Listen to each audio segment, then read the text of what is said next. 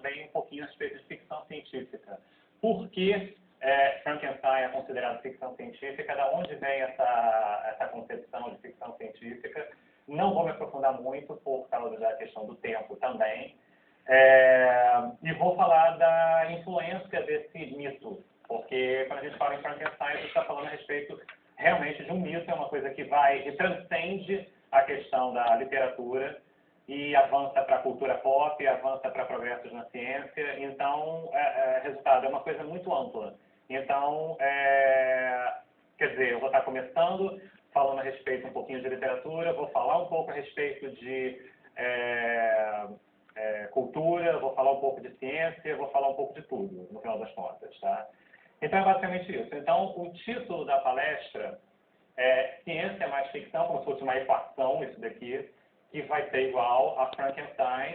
E aí, da mesma maneira que a Mary Shelley fez o subtítulo dela, que é o Prometeu moderno, o moderno Prometeu, o meu singelo subtítulo é 190 anos da criação de um mito. Por que 190 anos? Porque o livro foi publicado pela primeira vez em 1818. A gente está em 2008, então a gente está fazendo, quer dizer, o livro está fazendo 190 anos que foi publicado pela primeira vez, embora o livro tenha sido escrito em 1816. Eu vou falar um pouquinho também, muito rápido, pelo menos, a respeito de como foi criada a história, né? Bom, então, eu vou começar com essa indagação aqui, porque hoje em dia a gente fala tranquilamente a respeito de bebê de proveta, clonagem, pesquisa com célula-tronco, e uma série de coisas que, de repente, alguns anos atrás, a gente poderia considerar isso como sendo ficção científica. E hoje em dia isso já não é mais ficção científica, isso já se transformou em realidade, uma coisa corriqueira. Clonagem talvez ainda não. E células-tronco a gente está naquela parte também um pouco embrionária, mas se a gente for comparar com o que era a realidade na época, há 190 anos atrás, o progresso que a gente tem em termos de ciência é um progresso assim, muito grande. Então, por isso eu coloquei essa parte aqui com aquela pergunta: isso na verdade é uma ficção ou isso é a realidade? Até que ponto, né, as coisas são um pouco assim misturadas umas com as outras? Bom, o próximo slide eu estou falando a respeito do Frankenstein mesmo, do livro.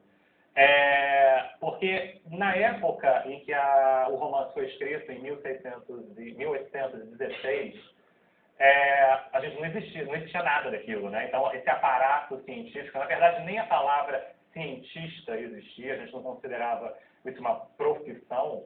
O que acontecia era o seguinte: o que era realidade para a gente era essas coisas ali: vivissecção, galvanismo e eletricidade. Essas são basicamente as bases científicas que a Mary Shelley utilizou na época para dar origem ao romance dela.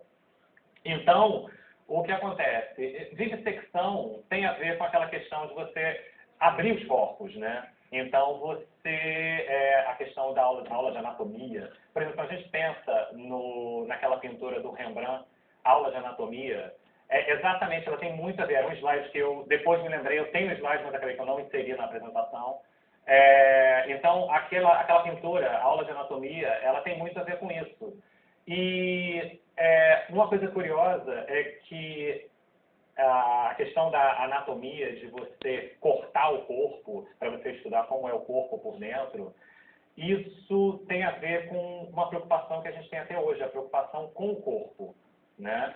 É uma coisa que eu vou mostrar mais adiante quando a gente estiver falando a respeito de cirurgia plástica, por exemplo. Porque cirurgia plástica nada mais é do que uma preocupação que as pessoas têm com o seu próprio corpo, né? Estética, que seja.